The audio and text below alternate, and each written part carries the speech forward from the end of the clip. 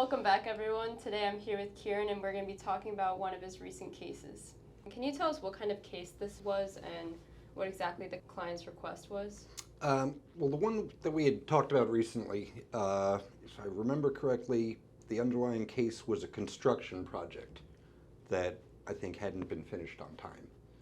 And one of the important pieces of evidence for the case was a series of pictures.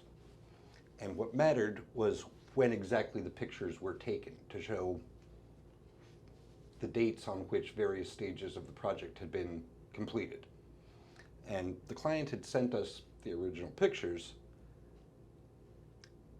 but the date that they were taken was not extracted by relativity.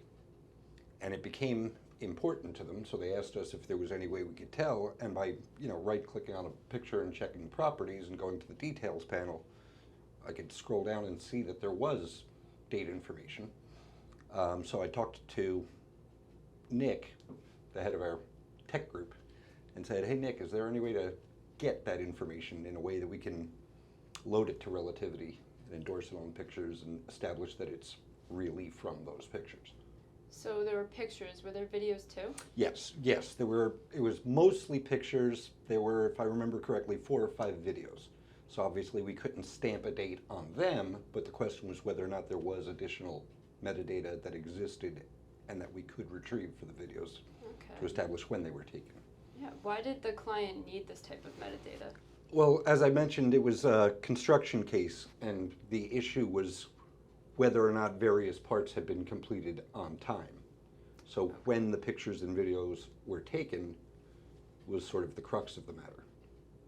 So you mentioned that you talked to Nick about creating a software that was capable of this? Yes, because once I knew that the information did exist somewhere, I figured there was probably a way to get it, but not a way that I knew. And it wasn't something that relativity extracted as part of the normal processing.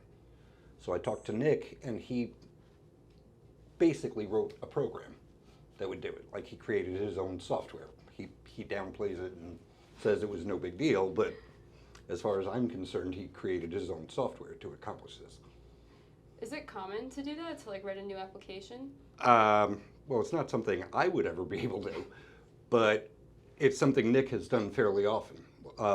Like, for example, as I know we've talked about before, he made this group of tools called Batch Guru, which we then actually put into relativity that does a bunch of things that clients often need that are not a standard part of relativity.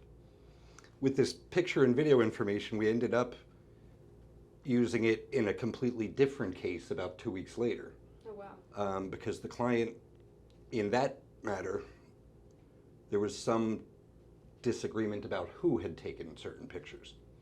So we were able to also get the camera information, and it happened to match the exact kind of phone that the person that they thought took the pictures had.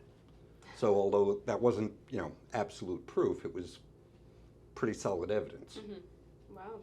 All right, well, that is all for today. Thank you for joining us, and stay tuned for more content to come.